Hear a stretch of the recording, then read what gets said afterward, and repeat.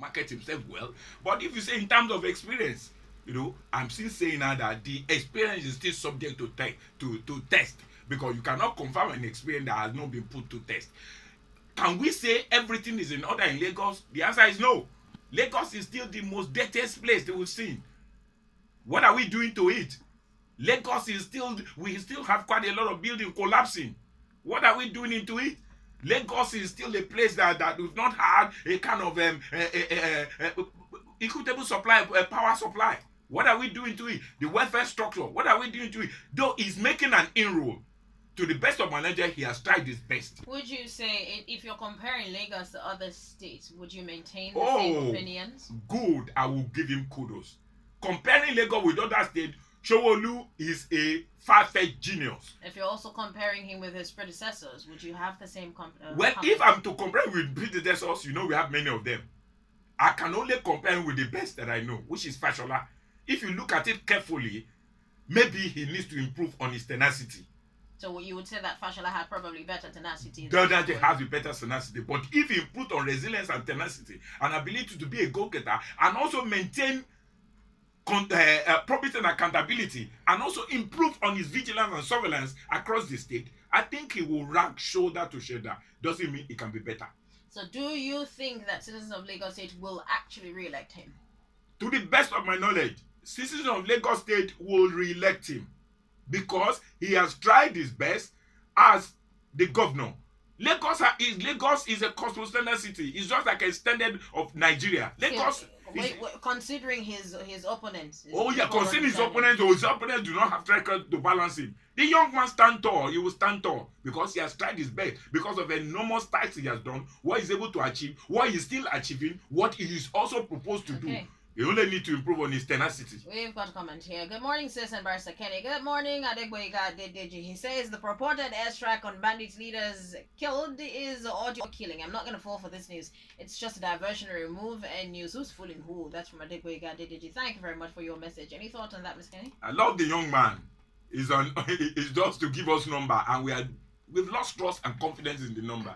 Alright, so let's talk about some few people. Now, we've got here on this day newspaper. Your plan to revamp manufacturing agric sectors are luring entrepreneurs still. Atiku, former vice president and presidential candidate PDP in the next general elections, Atiku Abubakar yesterday disclosed that he's recently held a series of meetings with local entrepreneurial groups in the country, and they've endorsed his plan for the manufacturing and agricultural sectors. Now, he said, I had a couple of meetings last week with different groups of local entrepreneurs, especially farmers. The engagement were quite impressive and more pleased that there seems to be consensus amongst them that our plan to re-energize the manufacturing sector and make agriculture a more viable business is alluring. He said he'd said it many times that his plan to boost the economy was pro-business. According to him, I believe that the business of free enterprise, with government playing the customary role of regulation, will bear the solution to many of our endemic problems, especially expanding our revenue base and providing quick employment for our people. What are your thoughts on this? My thought on that is question. While I will salute the sagacity of the vice president, I will only tell him that all what he has said is still former vice president. Former vice president. While I salute his courage to hold the meeting, I want to see how robust was the meeting. Was it well represented? Is it a meeting from his own area? We want to know the scope of those that attended it, that appraise it and say it's alluring. Because in an election period like this, politicians will continue to do marketing. We know that what he has said is correct.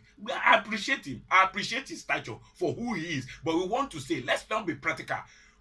All those things that were they equitable across Nigeria? And secondly, I wonder how we can do any exploit to promote agriculture when we have zero security, when people cannot go to the farm, when people are taxed directly from the farm.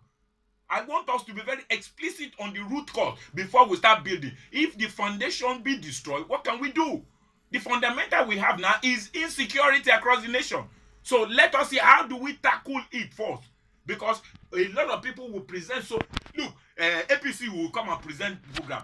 LP will come and present program. Almost all the parties too will have a robust program. But the baseline is, can any of this stand without putting security in bright perspective? No. Speaking of APC, got a couple of headlines here on Lalong. North Central APC Group asks Lalong to resign as party's presidential campaign DG. Leaders and members of APC under the aegis of the North Central APC Forum have called on Governor Simon Bako Lalong to immediately reject his appointment as the Director General of the Tinubu Shetima Presidential Campaign Organization. They're describing this appointment as an insult to the region. They're saying it had been canvassing for, the forum says it had been canvassing for the emergence of the next president from the zone.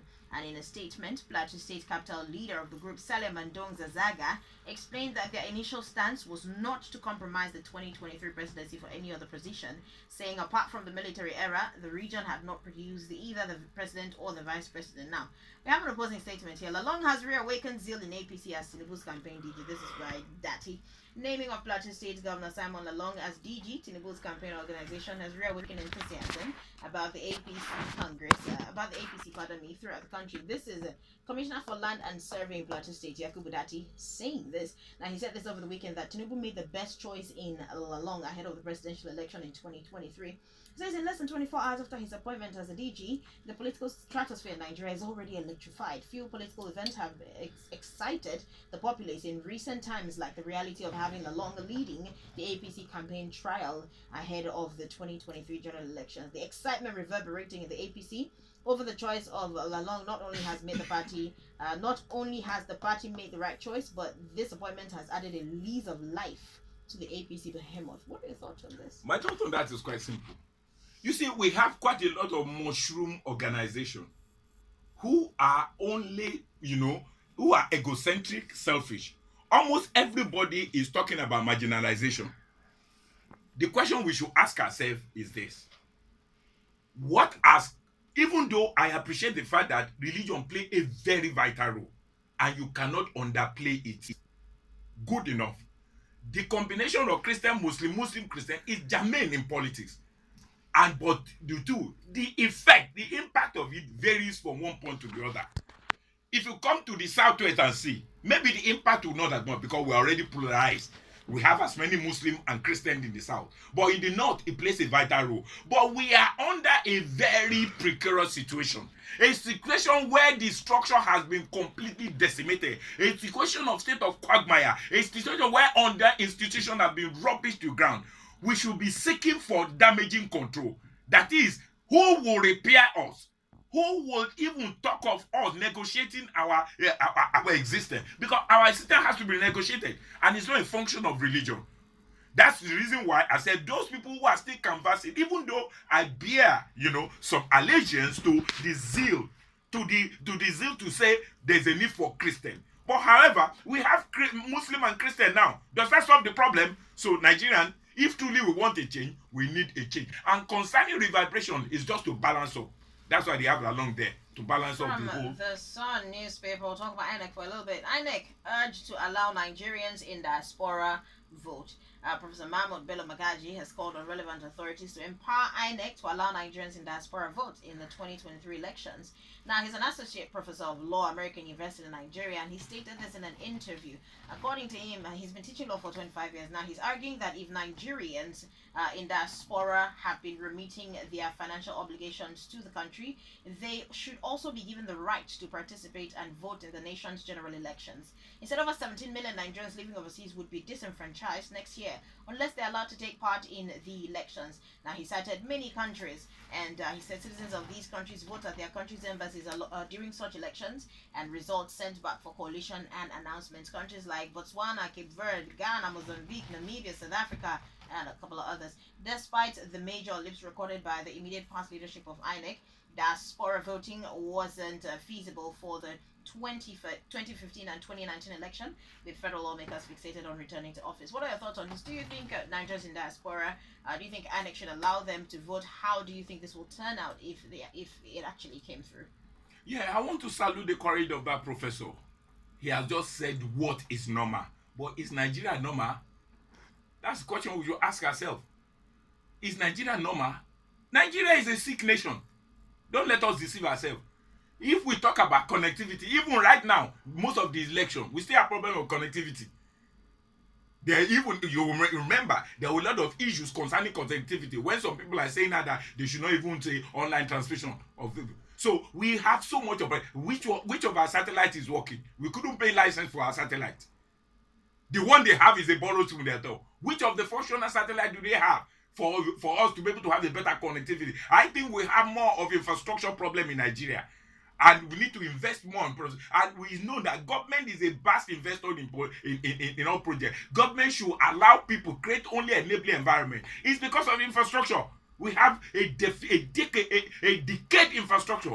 Decadence is over a long time, and people don't exploit us rather than do this. How do we get connectivity right if we want to do? When we can't even solve the problem in Nigeria, we now want to come go. Then you will see a lot of manipulation and impunity. I agree, that's the right. But for now, we are so backward that we can't do such a thing. When some people are saying that, all right, we also got another headline here. Advise officials privately before public criticism, says Sanusi.